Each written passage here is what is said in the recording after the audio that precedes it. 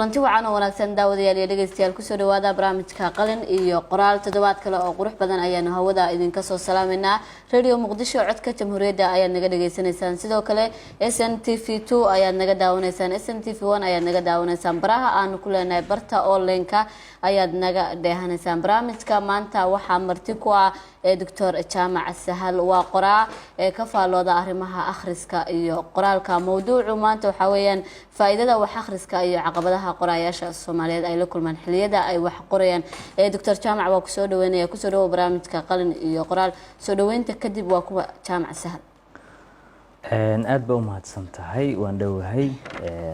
aad baan kaga mahadcelinayaa Jaamac Sahal anigu Dr. Jaamac Sahal waa magacayga dhakhtar baan ahay sidoo kalena waxaan ka mid ahay bahda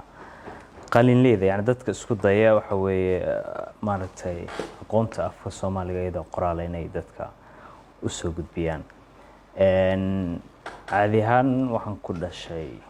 Gaalkacyo markii ugu horeysay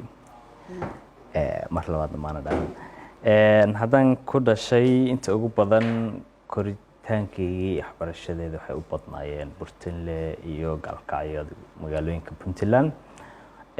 xilliga waxbarashada asaasiga ahayd ilaa dugsiga sare markii dambana waxa weeye waxaan u wareegay inaan barto caafimaad dalka dibadiisa wadamada Ruushka iyo Hindiya ayaan caafimaad ku soo bartay dhakhtarnimo kadibna waxaan dadka dalka dibadda ugu soo laabtay sidoo kalena waxa weeye kadib waxyaalaha aan ku kordhiyay caafimaadka yani wax shaqada ugu badan ee runtii anigu aan ka shaqeeyo waa dhakhtarnimo yani shaqada ugu badan aan qabtay caafimaad iyo bukaan aan la kulmo shaqo maalmeedkayga caadiga hawlahan kale ee akhriska iyo buugaagtu waxaan anigu doorbiday inaan dheeraad ka dhigo shaqadayda oo waqti dheeri aan u huro si aan maaragtay qayb uga noqdo kobcinta aqoonta afka Soomaaliga ku qoran marka waan dhawahay mar labaad aad ba u mahadsan tahay وهاك داوديال iyo dhageystayaal barnaamijka qalin iyo qoraal ayaad la socotaan dabcan Jaamac waa aad barateen maanta kaliya ma soo casuumin doono xalqad labaad oo barnaamijka qalin iyo qoraal ah ayuu sidoo kale Jaamac qayb ka ahaan doona hadii ay yiraahdo mowduuca ayaan u soo laaban doonaa Jaamac maxay tahay caqabadaha ku gaadaaman guud ahaan qorayaasha Soomaaliyeed waayahay runtii qofku marka uu qoraan noqonayo ama waxaan ila tusaalahan aniga buug baan qoraya buugani wuxuu leeyahay talaabooyin marka talaabooyinku uu maro qofka Soomaaliga ah ee qoraaga ama doon af Soomaali inuu wax ku qoro dhab ahaan waxa dareemaysaa waxa weeye talaabo kasta inay asaga ku tahay jidkooyo taagan waayo tusaale waxa weeye buug marka la qorayo marka ugu horeysa talaabada koowaad waa in buugii la qoro way talaabada koowaad buugii hadii la qoro shan talaabo oo kala ka sii dambayso lix talaabo hadda isku noqdaan waxa muhiim ah lixdoodiiba inay noqdaan mid walba mid guuleysato oo sida loogu talagalay u baxda hadii kale wuxuu noqonayaa buugaasi inaan la qorin kama duwanaayo waxaan uga jeedaa qofka qoraaga marka uu buug qorayo waxa loo qorayaa muhiimadeedu ugu weyni waa in fariin bulshada loogu gudbiyo buugan waxaan ugu talagalay in fariin aqoon ah in bulshada la wadaago marka hadii talaabo kasta oo sameeyo mid kamid ah ay surtoobi weydo waxay ka dhigan tahay buugaasi inuu san gaarin fariintii bulshada aan ugu talagalay buugaasi inuu san gaarsiinin waxaan uga jeedaa kow qofku buuga uu qoraa markuu qorana dib u qora waxaan uga jeedaa wuxuu fiiriyaa waxa uu qoray iyo waxa uu ka rabay ama haduu tarjumid yahay wixii meesha ku qornaa iyo wixii tarjumay inay isku mid yihiin dib u marka u qoraa dib u qoraba markaas waxa loo gudbiyaa talaabada saddexaad ah in la tifaftiro buugii afraad hadii la tifaftiro markaas oo la hagaajiyo oo aqoontiisi iyo afkii uu ku qornaaba la hagaajiyo marka kadib waxa loo gudbiyaa in buugii la naqshadeeyo kadib waxa loo gudbiyaa in la taabaco kadib waxa loo gudbaa talaabada ugu dambaysa ahna mid ugu adag oo ah faafinta buuga ama buugii cidii loogu talagalay inuu gaaro runtiina talaabo kasta oo kamid ah hadii ay shaqeyn weydo waxay ka dhigan tahay lixda talaabo inaysan shaqeyn buugaasina uusan gabi ahaanba shaqeynin markaad u fiirisid la dhaho qofka Soomaaliga ee qoraaga maxaa hor yaala ma jidgooyo ku ah waxaad arkaysaa lixda talaabo inay mid walba jidgooyo ku tahay waayo anigu waxa weeye tusaale ahaan buugaag inta ugu badan aan xoogga saara waxa weeye aniga tarjumista inaan dhaho aqoonta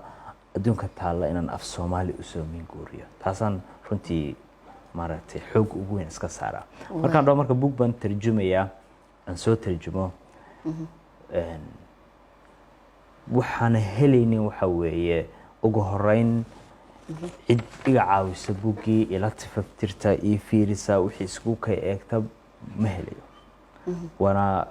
dhibta haysanaysa qofka soo qoraa markuu buug qoraayay way ku adag tahay khasab qofka marka lagu bartay maanta waan heli karaa anigu qoraayo Soomaali ah iyo kuwa kale oo ay caawin karay waayo dad baan bartay dad baan aqaan dad ay bartay laakiin marka cusub tahay oo kale waxba cidna gabran maysid in badan waxa dhacda waxa weeye inaad weydid qof kugu caawinaya waxaad adigu doonaysid marka kow qoristii haduu qoray wax dib ula eego waayo tifaftirki inuu waaya dhacaysa naqshadayntii iyo wixii laftirkiisa ay caqabad ku noqoto waxa ugu sii darana waa maxay waa gaarsiinta cidii loogu talagalay waayo waxa laga yaabaa buugga kharash buu u baahan yahay waxa weeye wuxuu u baahan yahay in la faafiyo loogu tala la gaarsiiyo bulshadii marka waxa dareemaysaa waxa runtii talaabo kasta oo lixda ka mid ah qofka Soomaaliga inay hortaagan tahay waayahay qorayaasha Soomaaliyeed intooda badan marka aad weydiisid maxaad ka taqaanaan afka wuxuu ku leeyahay kan ugu dhow wax waan ka yaqaanaa laakiin wax badan kama yaqaano marka sidee bay macquul ku tahay qof qoraa luqad uusan hodan ku ahayn inuu wax ku qoro horta way jirtaa wax qoristu waa laba qaybood buug markaad akhrinaysa buugna waa buug sheeko faneed ah buugna waa aqoon dhab ku saabsan yahay ani markaan dhaho aqoon dhab wax ka qoraya tusaale ahaan caafimaad baan wax ka qoraya waxa laga maarmaan ah inaan caafimaadka anigu qof yaqaan ad buugtan anigu qoray waxa kamid ah buug ka hadlaya gaaska sonkorta dhiigkarka 85 buug marka waa aqoon ku saabsan jirooyinkan ugu badan Soomaalidan ugu talagalay la wadaago marka buugaas kale markaan qoray waa inaan aniga aan aqaano aqoontii aan wax ka qoray dhanka kalena af Soomaaliga waa inaan garanayo oo ugu yaraan qoristiisii aan si fiican u aqaano taasi marka waa buuggii aan ku saabsanay sheeko faneedka ee aqoonta dhabta ah ku saabsan dhanka kale buugaagta qaybta labaad waa buug sheeko faneed ah runtiina waa buugaagta aan hadda marar badan qorayaasha dhalinyarada markaan la kulmo aan kula taliyo ay igu dhahaan yani mawduucee baan wax ka qoraa waxaan ku dhahay inta badan maad isku dayday inaad sheeko curisid curintu sheekadu marka kuma xirnaa qofka da'diisa kuma xirna aqoontiisa way u baahan tahay inuu qofku wax ka yaqaan sidii sheekada loo curiyo buugaag badan sheekooyin akhriyo barto laakiin wax uga baahan qofka maaragtay qof 10 jir ah haduu awoodo inuu curiyo sheeko buug dhan ah cidna ma dhahayso 10 sano jira laakiin qof 10 sano jira markuu dhaw waxaan qorayaa buug ka hadlaya taariikhda Soomaaliya wala fiirinaya adigu intee sano jirtaa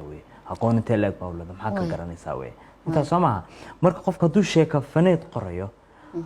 markuu asagu qoro sheekada curinteedii waa loo hagaajin karaa oo hadii loo tifaftiro oo Soomaaliga la hagaajiyo buug qurux badan baa ka soo baxaya dhabaana yani khasab ma aha yani qofku wuxuu ku dhahayo anigu af Soomaaliga si fiican ma aqaan waxay tahay dhabahan kulama markaad sii baratid baan markaas aan wax sii qorayo aan buugaagta sii galay af Soomaaliga sii baran markaas wax sii akhriyo waxa ogaanaysa in aqoontaadu yar tahay qofna marka kuma dhaco inuu ku dhaaniga si fiican baan u aqaan dhabahana way yaqaanaan waxa weeye dhalinyarada oo kale hadda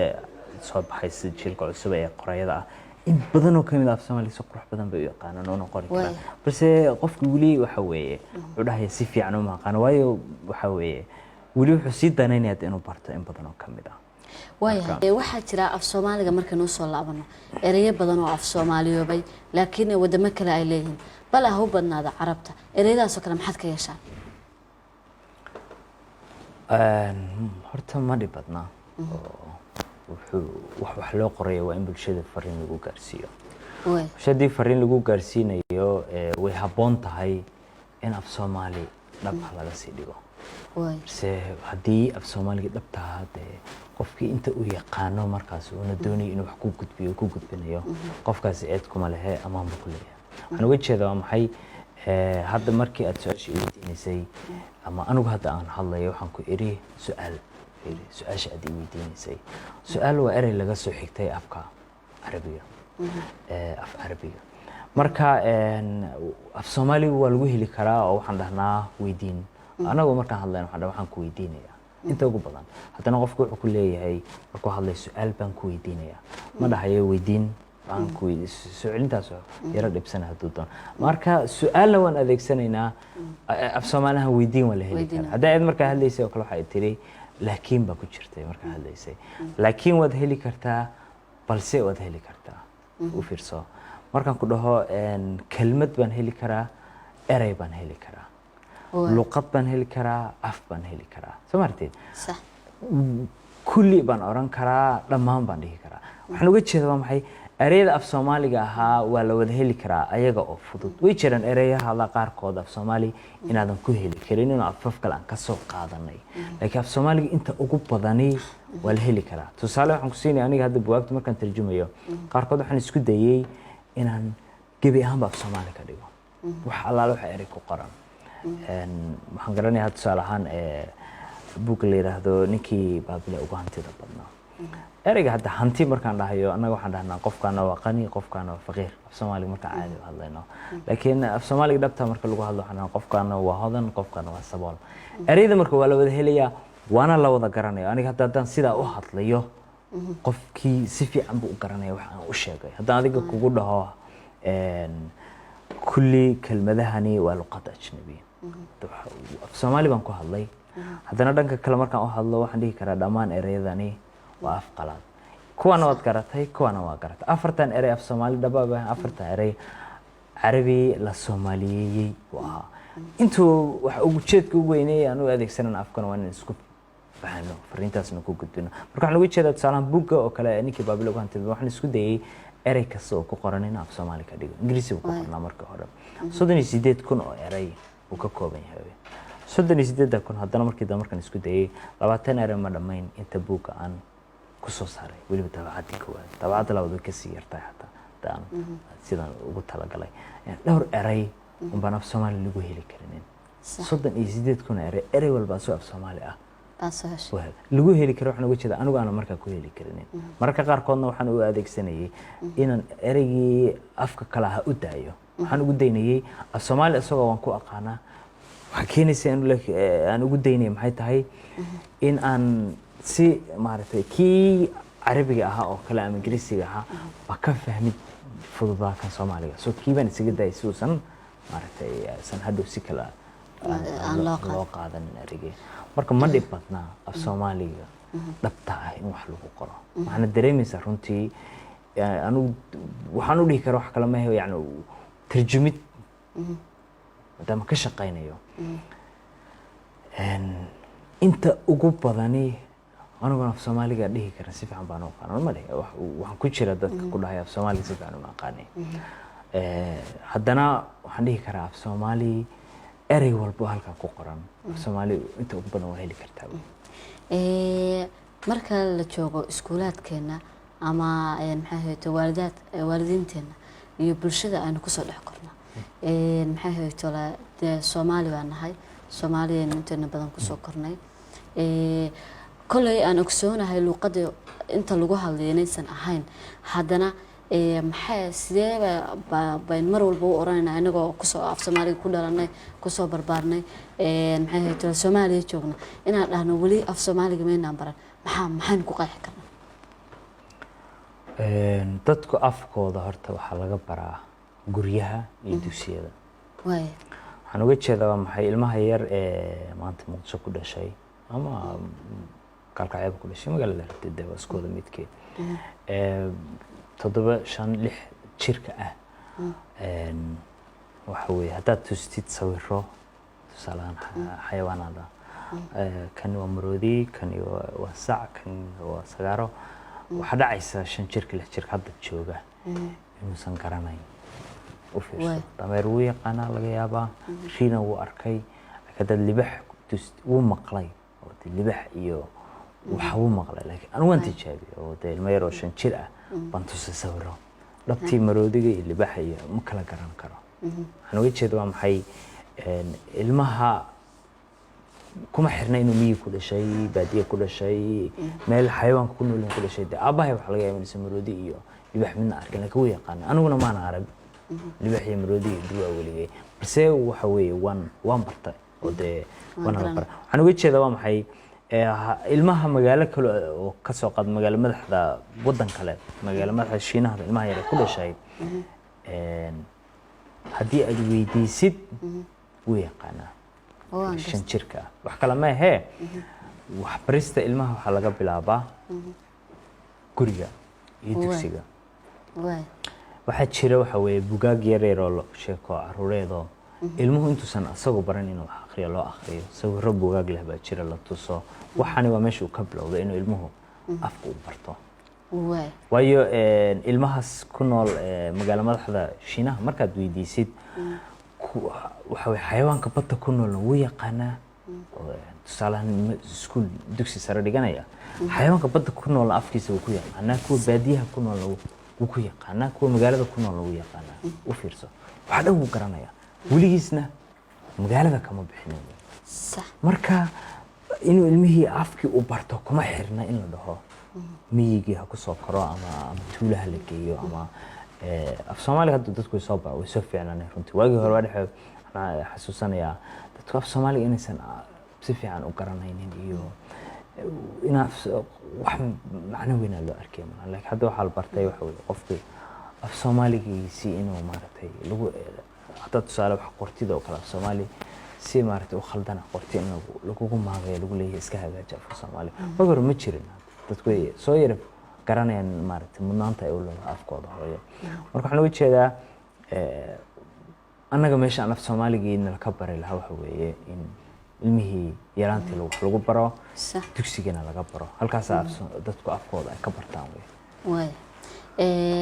waa ka soo laabanayna af Soomaaliga faa'iidada wax akhriska adiga jaamacahan maxaad ku qeexday orah mar badan adeegsado markii aan sameynay barnaamijkan ugu magac daray ololaha dhiirigelinta wax akhriska oo galab badan ku qabta aragtay orah marka soo koobta mar badan adeegsado waxay tahay akhris badan ayaa aqoon badan waxaan uga jeedaa dhab ahaan qofku ka akhris badan yahay uu ka aqoon badan yahay aqoonta dhabtayna hadda maanta waxa la isku raacay inaysan ahayn qofku ka shahaado sareeya ama ka iskuul sareeya ama ka jaamacad sareeya aqoonta dhabta inay tahay qofku ka akhris badan yahay uu ka aqoon badan yahay waan gartay marka haddaan hal eray ku soo koobo marka faa'iidada wax akhrisku waxa weeye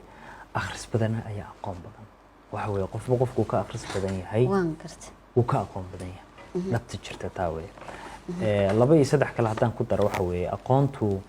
waxa la dhahaa qofku way dhistaa balse waxa weeye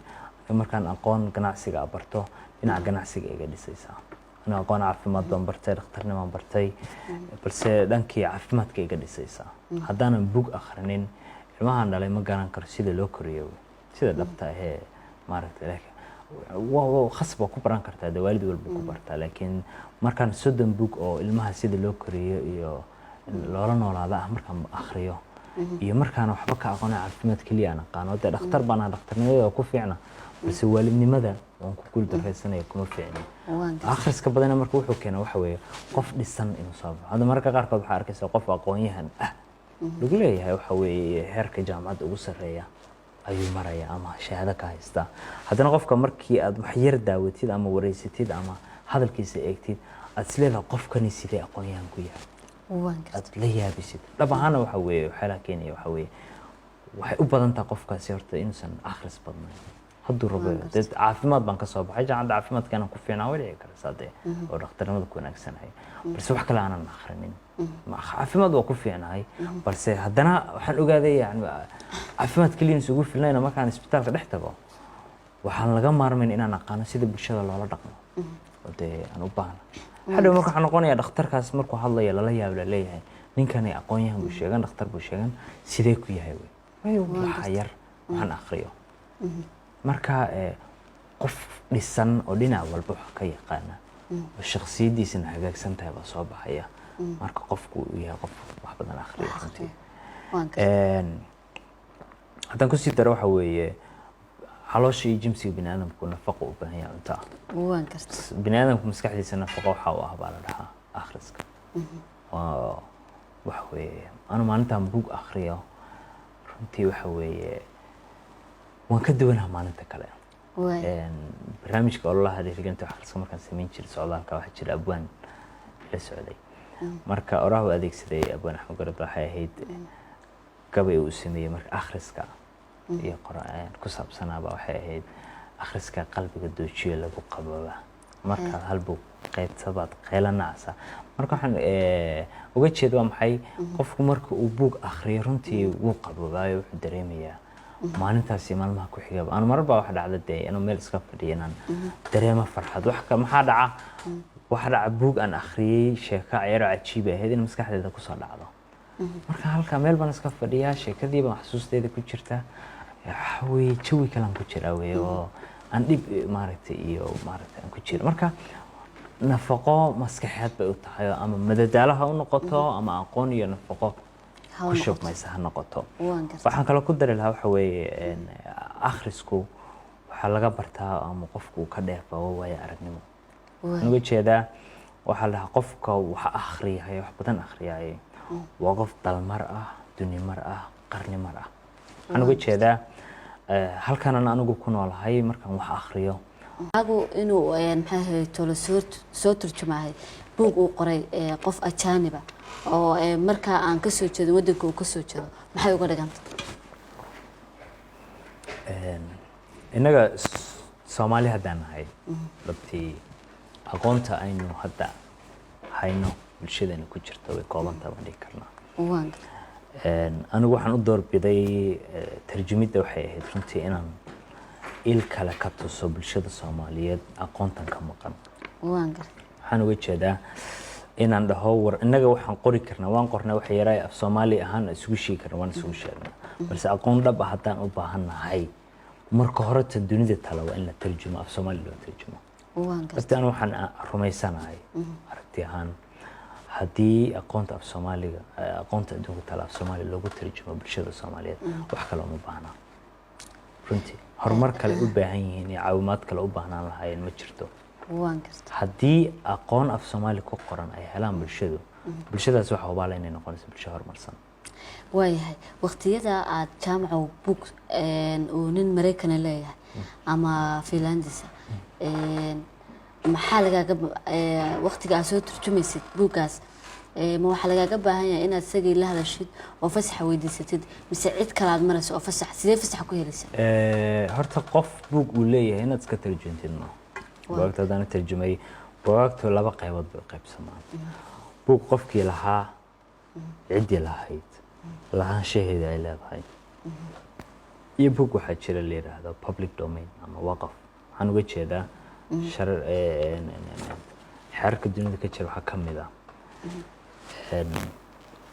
qoraagu marka uu dhinto buugiisa yani intuu nool yahay isaga xuquuqdiisa iska leh markuu dhintana waxaa iska leh cidda uu aga tegay ama qoyskiisii ama caruurtiisii ama shirkadu ka iibsaday hadduu qoraagu shirkada awalba ka iibiyay shirkadaas lahaanaysa soo ma waxaa jira qoraagaasi markuu 70 sano uu mootan yahay oo laga soo wareegay dhimashadiisa 70 sano buugaasi wuxuu noqdaa public domain waqaf buugaas oo kale marka hadda buugan soo qaadanaya ninkii baabiloogu hantida badnaa aan tarjumay ama fikra hodan noqaa ama qofka sidoo fikra ama buugtan tarjumayay waxay u badan yihiin waxa weeye buugaag waqafa cidii lahayd ka baxay lahaanshihii marka waxa weeye waa la ogol yahay inaan tarjumo waa la ogol yahay inaan daabaco waa la ogol yahay adiga wax fasaxaysan buugaas marka waa public domain buuga kala Soomaaliya qofkii iska leh baa anu maanta boqolaal buug baa tiri kumanaan buug aan jeclaan lahaa inaan tarjumo baa jira kuwa xataa aan rabi lahaa inaan tarjumo anigu waxba ka sameeyay inaan bulshada iska siiyo baan rabi lahaa balse ma sameyn karo qof baa iska leh buugan asagaan xaq u leh haddaan ka helin ogolaansho uma runtii iska ma waxa weeye daabacan karo runtiina waa dhab jirta oo waxa weeye u baahan hadii la rabo dunida waxay sameeyaan waxa weeye dawladuhu malaayiin lacag wax ku siiyaan waxa weeye dadka buugaagta iska leh dalalka kale u dhashay inay ogolaansho u siiyaan in afkooda loogu tarjumo tusaalaan ana hadda tarjumadii baan sameyn karaa balse ma awoodi kara waxa weeye lahaansho buugii ah inaan iibiyo waxa dhacayo kalena waa maxay hadda aniga waxaan isku dayay inaan la xariiro buugaagta qayb ka mid ah cidii lahayd qaar waxa iska la qoraaga wayna ka dhib yartaa qoraaga marar badan buu ku ogolaan karaa waan gartay waxa sii dhib badan marka shirkadda daabacaaddu ay buugga leedahay marar badan marka maxay kugu xirayaan kow adiga qofka horta shakhsi ahaan kuma ogolaanaya aniga qora haddaan ahay haddaan tarjumahay marna ima ogolaanaya waxay u ogolaan karaan waa maxay waa shirkadaha bugaagta faafiya publisherka la yidhahdo kuwaasoo kale u ogolaan kara maxay doonayaan cid buggii daabacaysa mas-uulka noqonaysa faafinaysa dhaqaale ka soo celinaysa marar badanna maxay kugu xirayaan lacag ama rahamad oo kale ah oo aad dhiganaysid ama iib ah tusaalaha inuu ku dhaha lacagta intaa la eg waan kugu ogolaanay inaad bugga marka taasoo kale waa maxay tii kale anagu waan qaban karaa hawlihii kale oo dhan laakiin taasoo kale waa meelaha looga baahan yahay waxa weeye in dhaqaale lagu bixiyo si bugaagta xataa anigu inaan iskay u sameeyo anaan waxba ku qaadanayn haddii aan helaya waxa weeye ogolaanshahaasoo kale cid iibin karta dhabtii waxa waa ka shaqayn lahayo in badan baan doorbidaa waayahay ma jirtaa cid ilaalisaa hab qoraalka tolmo hab qoraalku af Soomaali ah mise hab qoraalka oo dhan qoraalka oo dhan wuu leeyahay horta habab la raaco markastoo dee waxa weeye dhabta jirta waxa weeye aniga haddaan waxaan rabo iska qoro cidna iguma haysato dee intaan waxaan rabo qoro waa daabici karaa waa sii dayn karaa balse waxa weeye waxaanay bulsho u tegayaa marka bulsho haddii u tegayana qofkan waxaa qiimeynaya waa bulshada aad wax u gudbinaysid ana markaan buug qoro sheekafanida qofkana mid kale qoro qofkana mid kale qoro saddexda iyada waxa weeye qoraabaan sheeganana saddexda inaan buug qornaan sheeganana balse dhab ahaan sanad iyo laba markii la joogo mid naga mid ah ayaa buuggiisii waxa weeye wuxuu noqonaya wax macno leh oo bulshada u bugaysaa weeye labana waxaa dhacaysa waxa weeye in lagu soo celiyo ama lagu maago ama cillado badan laga soo saaro marka waxa weeye waxaan dhahnaa marar badan just dhabta jirta waxay tahay dadkan masraxa kala saara waxaan uga jeedaa waa maxay bulshada wixii loo gudbinaya markii loo gudbiyo wixii maaragtay hab qoraal tolmoon lahaa ee fiicnaa bulshada way kala bixi kartaa wixii kalena waxa weeye dib bay ugu soo yara noqon kartaa marka hab qoraal tolmoon wuu jiraa wuxuu ku jiraa waa maxay hadduu buuggan aqoon dhab ay yahay dee qofkii aqoonta dhabta ahayd inuu yaqaano si wanaagsan u qora lagama maarmo hadduu yahay wuxuu curinayana habka curintu laftirkeeda waxay leedahay dee habab ay u badan tahay dadku bini'aadamku waxay u jecel yahay waxa weeye qaab maskaxdiisu u samaysan tahay dee u jecel yahay ani sheeko hadda markaan ku bilaabo waad jeceshahay markasta maskaxdaada waxay rabtaa inaan ku dhameeyo marka waxaan ka wadaa maxay waa hab maskaxdaada ku degsan oo aad u dhalatay taasana waxa ku wada jira dadkii oo dhan marka waa daawadayaal iyo dhageystayaal guud ahaan toddobaadkan intaas ayaan kusoo gabagabeynayaa barnaamijkii qalin iyo qoraal doctor jaamac sahal xirsi ayaa barnaamijka marti ku ahaa waxaanuna uga hadlaynay faa'iidada wax akhriska iyo caqabadaha ay la kulmaan qoraayaasha Soomaaliyeed bahda farsamada ee Sakariye Maxamed iyo Cismaan Abkay anigoo Amaal Qaaja ayaa barnaamijka idin soo taminay mar kale intaanu hawada ku kulmanana nabaadiino